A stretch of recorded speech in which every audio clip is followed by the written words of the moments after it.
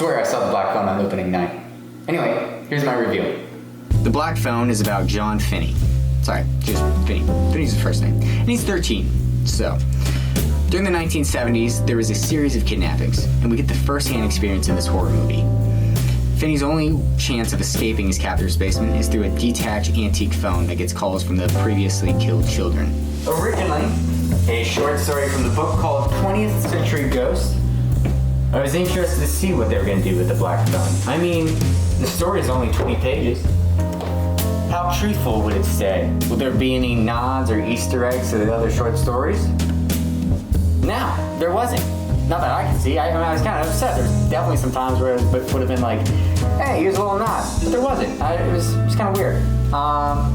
And the Inciting Incident is totally different. When adapting a short story into a movie, it only makes sense that they're going to change some aspects of it. You know, add a little more detail to here and there, add some context, you know, maybe go deeper with themes of some sort. But there were some things I found unnecessary that they changed. Names, for example. In the book, Frank is Max in the movie. Al, or the grabber's brother. Also, Finney's younger sister, Gwen. In the book, it's his 3 years older sister, Susanna. Now, they both have the shining ability, and they both knew about the black balloons, but it was interesting to say the least. Now, I do understand changing the family dynamic, getting rid of the mother, to say that she also has this shining ability just like Gwen, or maybe schizophrenia, and that adds a little more danger, risk to the event. That makes sense to me.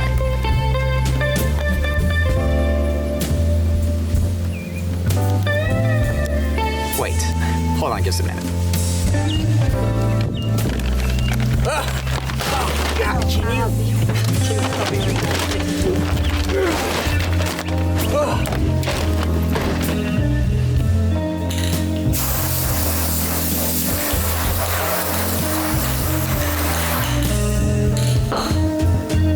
I think the biggest change in the movie is the grabber.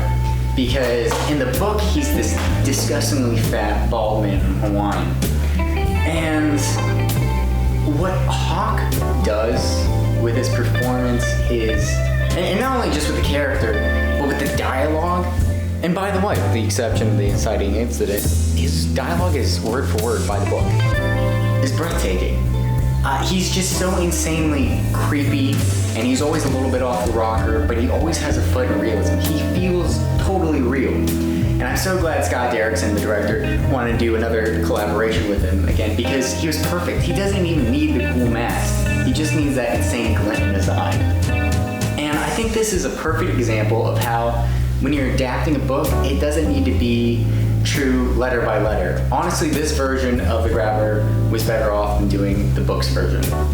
Can we talk about the mask? The mask in the Black Phone movie is so cool. Mask is never mentioned in the book, which is just kind of dumb on the Grabber's part, but it's a really cool addition. It's creepy, it's cool, and most importantly, it's iconic. It's so cool. Like the two parts where it's you can arrange different types to match the top mask. I just love it. I think it's a really cool addition, and it's I'm sure it was a lot of fun to work with. I have a little bit of a fan theory that he has a personal connection to the mask. Whenever the Grabber puts the mask on, he believes it's separated. You know, it's a different reality. And that's why whenever the Grabber says, oh, it wasn't me that stole the kids, I think he genuinely believes that, because whenever he puts the mask on, he's a different person. And that's why whenever at the end, spoiler, Finney knocks the mask off of him, he's like screaming and terrified. He has this connection to it. There's a term for it, I can't think of it, but let me know what you guys think. Something else that was different was the use of the phone. Now, I'm not talking about how they used a different phone that's mentioned in the book, but how much the phone is used, because the phone is only really used twice in the book. Once Finney doesn't get a response, the second time it's Bruce that tells him that he needs to pack the phone and get out of there. See, Robin is a character in the book. I actually like the decision the movie made, because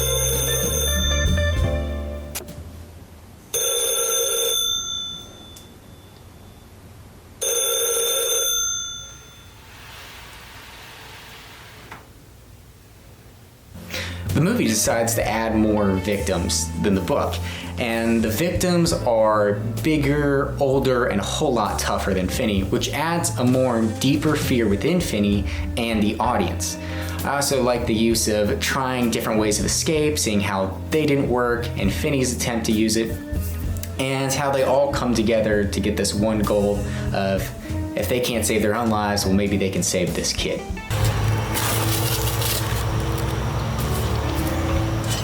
Overall, The Black Phone was a good time for horror cinephiles. It was beautifully vintage, and even the opening credits were these stylized overlays that I really enjoyed. Now, my main takeaway from the film is not necessarily the plot, but actually the acting. Now, I know I've talked about Hawke's performance, but I really want to give a shout out to the main child actors. Mason Thames and Magdalena Czana. They did phenomenal. They knocked it out of the park. I thought they had amazing chemistry, and they were badass siblings, and I really enjoyed it. Now, I know I said that there were some differences with the books, but there was also similarity too, and honestly, I don't think it really matters. It was good adaptation, and it was enough to give me goosebumps and jumps a couple of times. I hope you guys enjoyed this review. I hope you guys will enjoy the movie if you have or haven't seen the movie. And make sure to like and subscribe, all that basic stuff. I'll be seeing you guys underground. 6 feet underground.